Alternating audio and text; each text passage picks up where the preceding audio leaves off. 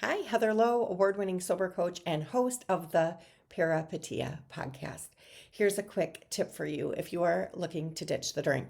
One thing that might be holding you back is a thought that you're going to be giving something up when you let go of alcohol, and especially that you're going to be giving up something good. And I want to let you know that there is nothing good about alcohol. Now, I know you've used it to reward and celebrate, soften the edges, connect socially, take the load off, right? I get it. I used it for all those things too.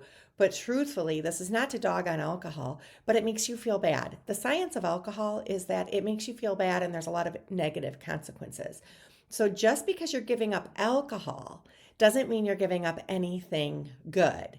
What you're sad about, or what feels hard, or what you have resistance to, is you don't know yet how you will relax, how you will socialize with friends, right? How you will enjoy dinner with a white tablecloth and pasta and Frank Sinatra playing in the background, right? I want to let you know you will learn to relax. You will enjoy time with friends. You will figure out how to celebrate. There's new ways to do this. So you're not giving anything up, you're exchanging. You're going to exchange or make a swap for how to relax. And the new way you learn to relax is going to have a lot less consequences for you. There's going to be no negative consequences. You're going to learn to relax and you're not going to wake up in the middle of the night and hate yourself anymore. So think about how you use alcohol. Think about the need that alcohol seems to be serving for you. Maybe it's marking the end of a work day or the end of a work week. Maybe it's that transition time from school or work to home in the evenings. Maybe it's boredom. Maybe it's loneliness. It feels like a friend. I understand that alcohol is playing a role of what seems to be positive in your life, but there's actually nothing good that comes from alcohol. So the need that you have is okay.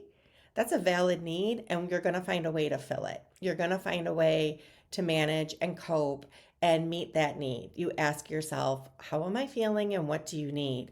But have to get out of the headspace of thinking that you're giving up something good, that you're giving up a best friend, because you're actually giving up a toxic boyfriend, right? Or that you're giving up how to relax. You're giving up relaxation. Nobody wants to give up relaxation, and you're not. You're not going to give up relaxation. You're going to learn how to truly sit with yourself. And you're going to learn some new ways to relax, ways that don't spike your anxiety afterwards, like alcohol does. You're going to learn how to socialize without a drink in your hand. You're going to learn how to socialize without dumbing yourself down. You're going to learn how to calm and soothe your nervous system. That is definitely something that we use alcohol for. And it doesn't help. It temporarily does slow our thinking. So it is a numbing agent. So that does feel like a softening of the edges, and it quiets our headspace at first. But we know, especially if we're drinking often or a lot, that it really spikes anxiety later and it starts to take over and hijack our brain so that the only thing we're thinking about is alcohol. So you're going to find and learn ways to do that. So recognize your need and recognize that you're going to exchange and swap. That feels much better than letting go. It's hard to let go. We resist, we grip to something that we think has been helpful to us and we resist letting it go. I left claw marks in my wine bottle. Nobody knows this more than me. If you are struggling, there's a lot of ways that you can get support. And of course, joining my community, my digital course, or my one-on-one coaching, setting up a free complimentary call with me is a great way to talk through some of this stuff risk-free.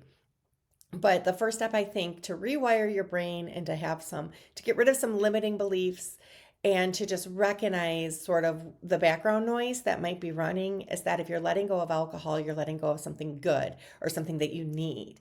And the truth is, you need to relax. You need to find a way to socially connect with people. You need to celebrate, right? You need to have a good time. You need to have fun. You need to laugh. You need to feel light and free and silly and woozy, but it doesn't take booze to do that. I get high in a million ways now that have nothing to do with alcohol. And I know how to relax and I know how to connect and I know how to celebrate. And it is such a challenge at first. It is so hard. That's why you need tons of support in the beginning, but it gets easier. Early sobriety does not look like sustained sobriety. So you have to just work yourself through those beginning stages and recognize that you're not giving up something good. You're giving up something that's really unhealthy for you. You're giving up a coping tool that is no longer working for you. And maybe it served its purpose as self protection, or it was a tool or a resource in your past. Maybe your relationship with it has changed over time, and maybe you thought it gave you something of value a year ago, or 10 years ago, or 20 years ago, but it doesn't anymore. If you are here exploring this, it doesn't anymore. And you have to let go of the idea of you're letting go or getting rid of something good, because there's automatic resistance to that. If you can look for ways to exchange the way you meet your needs, you're going to go a lot farther. I think if we change our thoughts, we change our life. A jar can't read its own label. Reach out for a coach. www.ditchthedrink.com.